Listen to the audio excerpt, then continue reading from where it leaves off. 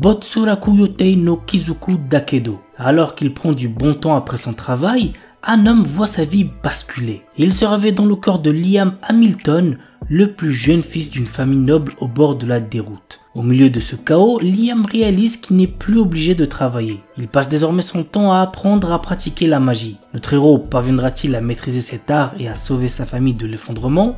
Go voir l'anime pour le savoir. L'anime a pour genre comédie, fantasy et pour thème autrement de magie.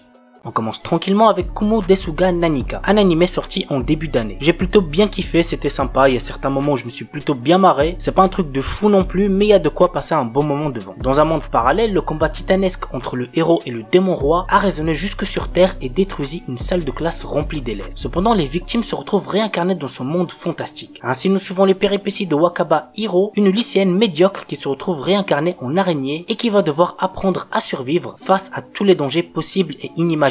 L'anime a pour genre action, aventure, comédie, drame, fantasy, surnaturel et pour thème autre monde, monstre, réincarnation.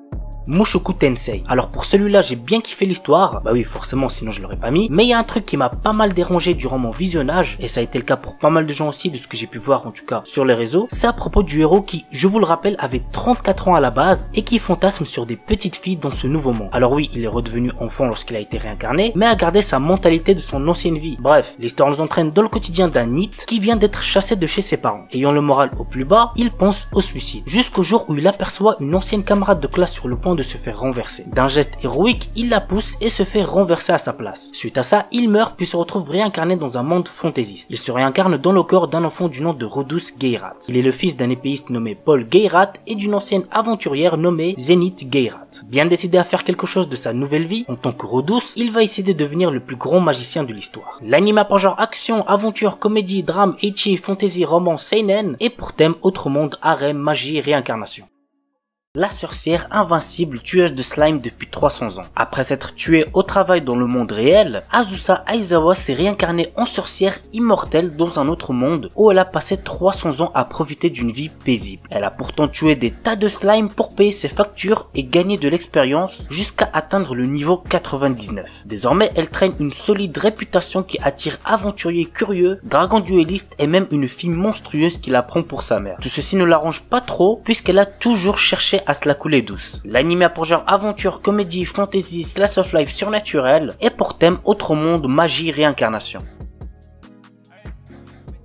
Sentuin Hakin Shimasu. Combattant numéro 6 est un homme amélioré travaillant pour l'organisation maléfique Kisaragi. Un jour, ses deux supérieurs lui confient une mission bien spéciale, explorer et conquérir un nouveau monde au nom de l'organisation. Il ne dispose alors que de quelques outils et d'une androïde nommée Alice, dotée d'un sale caractère. Dans ce nouveau monde assez proche d'un monde médiéval fantastique, combattant numéro 6 devient commandant d'une troupe assez atypique composée d'Alice, l'androïde hautaine, d'une chimère timide, d'une prêtresse obscure narcoleptique et de l'ancienne commandante déchue et colérique souhaitant tuer numéro 6. L'anime a pour genre action, aventure, comédie, ecchi, fantasy et pour thème autre monde, harem, organisation secrète.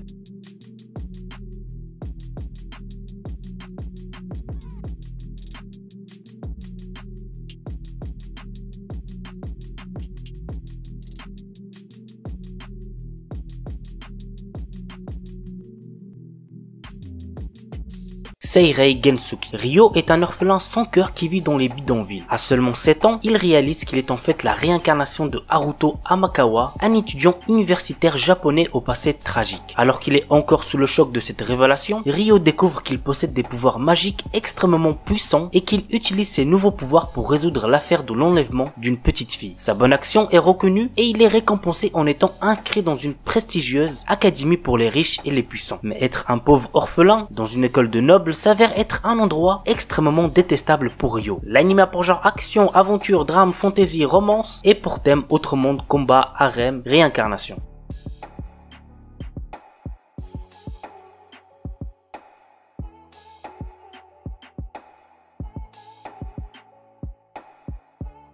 Tsukiga Michibiku Isekai Doshu. Lycéen Misumi Makoto est appelé dans un monde de fantaisie par le dieu Tsukuyomi afin d'être un héros. Cependant, d'autres puissants de ce monde ne sont pas aussi ravis de le voir ici et ils l'envoient au bord du monde alors que Tsukuyomi déclare qu'il doit quitter Makoto pour trouver sa propre voie. Maintenant, tout dépend de Makoto et de ses choix. L'anime a pour genre action, aventure, comédie, drame, fantaisie et pour thème autre monde, dieu, déesse, dragon, magie.